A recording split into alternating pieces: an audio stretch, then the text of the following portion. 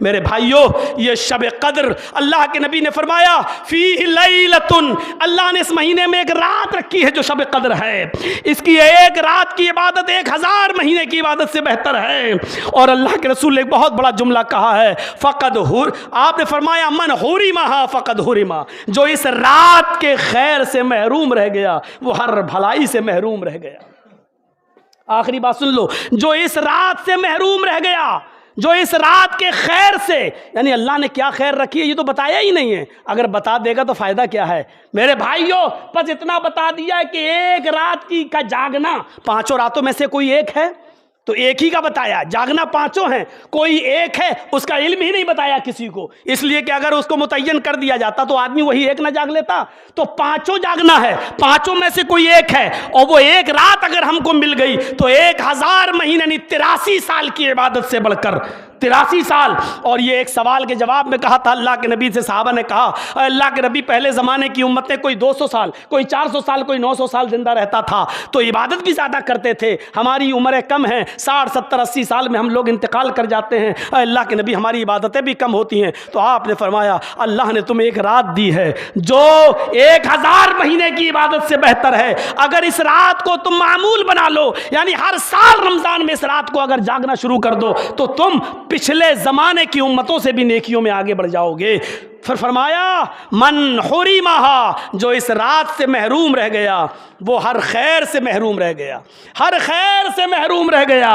لہٰذا اس رات سے محروم مت رہیے، اس رات کو چائے نوشی میں مت گنوائیے، اس رات کو پایوں میں مت گنوائیے، اس رات کو نہاریوں میں مت گنوائیے، اس رات کو چائے اور پاپوں میں مت گنوائیے، اس رات کو انڈے اور بریانی میں مت گنوائیے، اس رات کو پچراہے اور تحصیل کے چوراہوں پر اور ہوٹلوں کی سیر گرمی سیر و سیاست میں مت گوائیے، اس رات کی قدر کیجئے۔ من حرمھا فقد حرما، جو اس رات کے خیر سے محروم رہ گیا وہ ہر بھلائی سے محروم رہ گیا۔ اللہ تعالیٰ نے یہ رحمت کی ہمارے اوپر، اس رات کو میرے بھائیوں بیڑی سگریٹ کی نظر مت کیجئے، اس رات کو غیبت و چغلی کی نظر مت کیجئے، اس رات کو ہاتھ اٹھا کر ہم دعا بھی نہیں کرتے ہیں جلسوں میں کہ آج کی رات دعا کی رات ہے، مانگیے اور زیادہ سے زیادہ یہ دعا پڑھیے، اٹھتے بیٹھتے چلتے پھرتے، اللہم انک عفو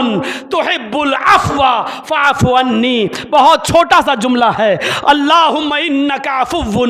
تحب العفو فاعف عنی۔ اللہ کے رسول شب قدر میں سب سے زیادہ یہی ورد کرتے تھے، اللہم انک عفو، اللہ تو سراپا رحمت ہے، عفو درگزر کرنے والا ہے، اللہم انک عفو تحب العفو، اور عفو درگزری کو ہی پسند بھی کرتا ہے، فاعف عنی، تو مجھے بھی درگزر فرما، مجھے بھی معاف فرما۔ جتنا زیادہ اپنے رب کو روٹھے ہوئے کو منائیں گے اللہ من جائے گا، آسمان دنیا پر آ جاتا ہے، پہلے آسمان پر آتا ہے اور خود پکار کر کہتا ہے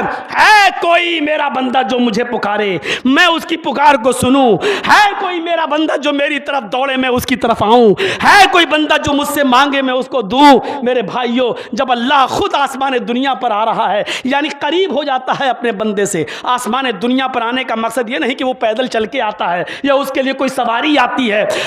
7ویں آسمان پر اللہ کا عرش اور عرش پر اللہ،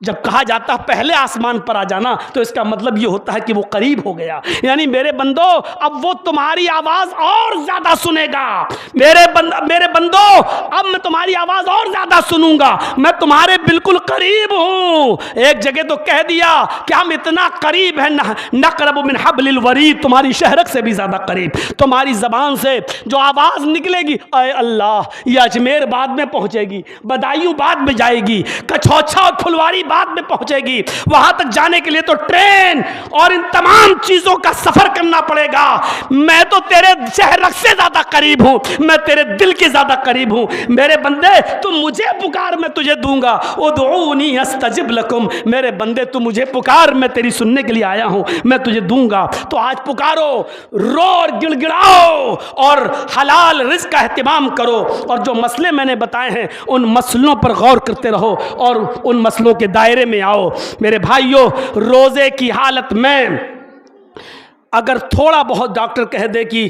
بلڈ چیک کرانا ہے تو 2-4-5 ml بلڈ نکلوانے میں کوئی حرج نہیں ہے، آپ بلڈ کی جانچ کروا سکتے ہیں۔ روزے کی حالت میں اگر بہت تیز کہیں درد ہو رہا ہے پیٹ ویٹ میں اور آپ روزہ برداشت کر سکتے ہیں تو درد کا کوئی انجیکشن اگر آتا ہے تو وہ آپ لگوا سکتے ہیں، درد کا انجیکشن میں کوئی مذائقہ نہیں ہے، لیکن طاقت کا انجیکشن نہیں۔ MVI اگر آپ لگوانا چاہیں ملٹی وٹامن تو آپ نہیں لگوا سکتے، گلوکوز بوتل چڑھوانا چاہیں تو آپ نہیں چڑھوا سکتے، کیونکہ یہ غذا کا کام کرتی ہے، یہ خوراک کا کام کرتی ہے جو جائز نہیں ہے۔ اگر بہت تیز شدید درد ہے، برداشت سے باہر ہے، اور درد کا انجیکشن ڈائناپار وغیرہ جو آتے ہیں، آپ ڈروٹن وغیرہ وہ آپ لگوا سکتے ہیں، کیونکہ وہ غذا کا کام نہیں کرتے ہیں۔ تو ڈروٹن انجیکشن یا درد کا انجیکشن اگر ڈاکٹر لگاتا ہے تو آپ کے روزے پر کوئی فرق نہیں پڑے گا۔ غذا کا اور طاقت کا انجیکشن نہیں ہونا چاہیے۔ روزے کی حالت میں مسواک کر سکتے ہیں دن کے کسی بھی حصے میں، دن کے کسی بھی حصے میں، ظہر عصر مغرب کوئی فرق نہیں پڑتا ہے، اور مسواک کا بدل پیسٹ بھی ہے۔ میرے بھائیوں، روزے کی حالت میں ٹوتھ پیسٹ کرنے سے بھی آپ کے روزے پر کوئی فرق نہیں پڑے گا، نہ روزہ مکروہ ہوگا۔ فرق کب پڑتا ہے؟ جب کوئی چیز حلق کے ذریعے اندر چلی جائے۔ روزے کی حالت میں ماں بہنیں افطاری بناتی ہیں، اور کبھی کبھی تو ایسا ہوتا ہے 20-25 مہمانوں کا بنانا پڑتا ہے، تو کہیں نمک کم نہ ہو جائے، کہیں زیادہ نہ ہو جائے، تو ہانڈی اور افطاری کے ہر سامان کا نمک وہ چکھ بھی سکتی ہیں۔ نکالا، زبان پہ لیا، منہ چلا کے تھوڑا دیکھ لیا اور اس کے بعد میں اس کو تھوک دیا۔ اللہ کی قسم، اس سے نہ روزہ مکروہ ہوگا نہ روزے پر کوئی فرق پڑے گا۔ میرے بھائیوں، اس کی اجازت ہے، شریعت کے اندر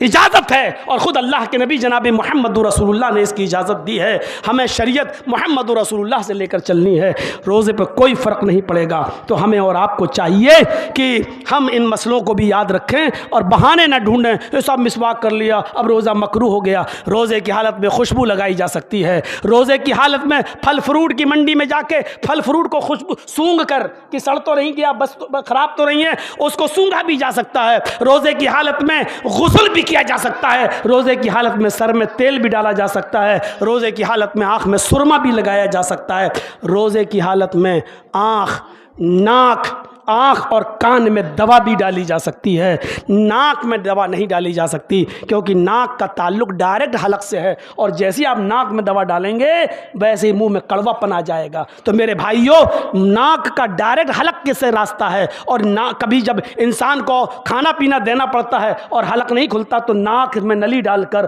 اس کو جوس وغیرہ ناک کے راستے سے ہی اندر پہنچایا جاتا ہے، اس لیے ناک میں دوا نہیں ڈالی جائے گی۔ دوا صرف آنکھ میں اور کان میں ڈالی جا سکتی ہے، اس سے روزے پر کوئی فرق نہیں پڑے گا۔ ان مسئلوں کو ہمیں اور آپ کو جاننا ضروری ہے۔ 1 گھنٹے کا ٹائم میں نے سوچا تھا بولیں گے، لیکن 1.5 گھنٹہ لے لیا۔ میرے بھائیوں، اب میری اگلی رات لکھنؤ میں ہے، اور 25 اور 27ویں رات میری بامبے میں ہے۔ اب 29ویں آخری رات پھر ملے گی انشاءاللہ، وہ ہم ڈیسائیڈ کر لیں گے۔ ویسے تو عالم پورے کی بات چل رہی ہے اور غالباً ہو بھی گئی ہے، پھر دیکھ لیا جائے گا جیسا مناسب ہوگا، اور مصلحت جس میں ہوگی ہم اس کو دیکھ کر بعد میں ڈیسائیڈ کر لیں گے۔ پھر اللہ تعالیٰ سے دعا کریے کہ اللہ تعالیٰ ہمیں اور آپ کو کتاب و سنت پر چلنے والا بنائے، تقوی ہماری زندگیوں میں پیدا فرمائے، ہمیں قرآن و حدیث کے مطابق روزہ رکھنے کی توفیق عطا فرمائے، ہمیں ان مسئلوں کو جو بتایا گیا ہے کتاب و سنت پر مبنی، اللہ رب العالمین ہمیں ان مسئلوں کو جاننے کے بعد اس کے پر ہمیں عمل کرنے کی توفیق عطا فرما، اور اے اللہ جب تک تو ہمیں زندہ رکھ، اسلام پر زندہ رکھنا، اور جب ہمارا خاتمہ ہو تو ایمان پر ہمارا خاتمہ فرمانا۔ وما علینا الا البلاغ المبین، وآخر دعوانا ان الحمد للہ رب العالمین۔ السلام علیکم ورحمۃ اللہ۔